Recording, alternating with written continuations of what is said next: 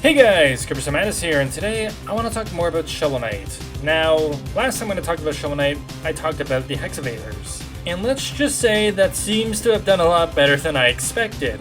Didn't get 0 views. So just want to say thank you all for watching.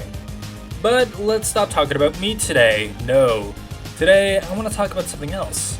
No, today I want to talk about one of the most underrated characters in the Shovel Knight franchise. That being a character simply called Prism Knight. Let's get started.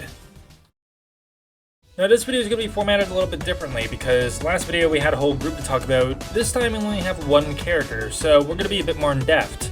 But, okay. First things first, who is Prism Knight?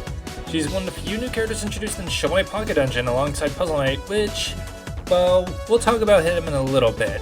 But before we do that, let's firstly cover who Prism Knight actually is, and also what she can do. Prism Knight is someone who's both very athletic and is also very persistent when it comes to pursuing a cause or a particular objective in mind. In her case, that being the goal to find her long-lost father, aka Puzzle Knight. Told you we'd get back to him.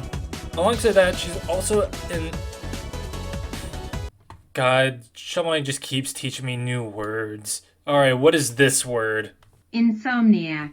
Thank you.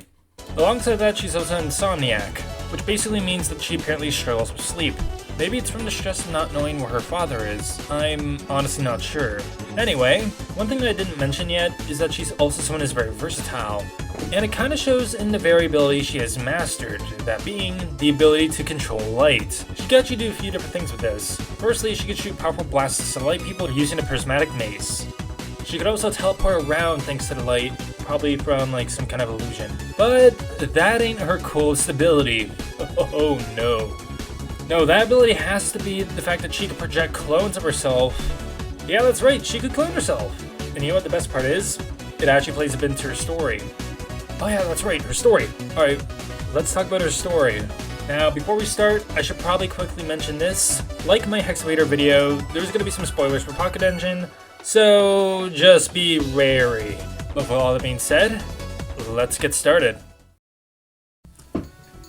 At a young age, Prism Knight's mother sadly passed away. Not long after, Puzzle Knight, aka her father, left the house and disappeared for reasons unknown, causing Prism Knight to make her main goal and #1 mission to find her father. As she got older, she became an adventurer and began to master the powers of light while still searching for her father. That is, until one day when she stumbled across a legendary artifact simply known as the Puzzle Cube. And inside the Puzzle Cube lays a place called the Pocket Dungeon. After a little bit of time, Prism Knight comes to the realization that the Puzzle Cube might have something to do with the disappearance of her father. So now she has a new goal in mind, that being to free her father from the cube at any means necessary. This will all come to head when one day she will be approached by a cloaked figure.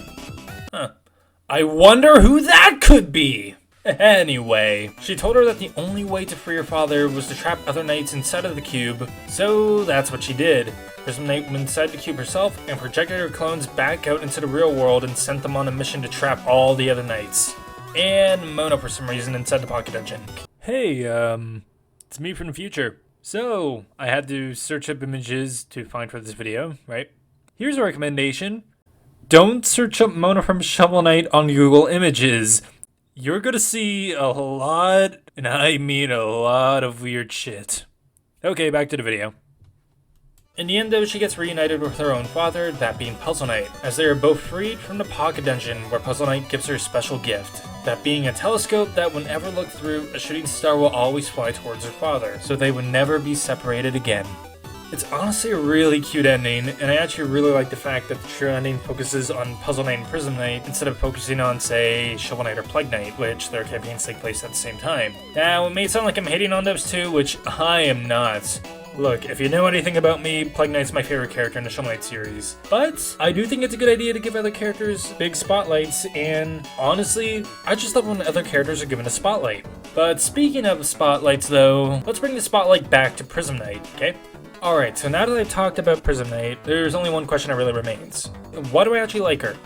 Well, to put it simply, I just think she's a cool and interesting addition to the Shovel Knight series. She has an interesting backstory and a pretty neat personality, all wrapped up in a bow with one of the most unique abilities in the series, being able to blast beams and cloning herself and all. All that together just makes her a really interesting character, and honestly I wish more people would talk about her. And I also hope people actually play Pocket Dungeon, mainly because it's my favorite game in the series, but that's beside the point. But okay. that's honestly kind of all I wanted to talk about today. I know this video was not really that long, but then again, my last video wasn't really that long either, so not my problem. But anyway, with all that being said, I've been Kirby Star Madness, and this has been Prism Knight, one of the most interesting and underrated characters in the Shovel Knight franchise. Bye!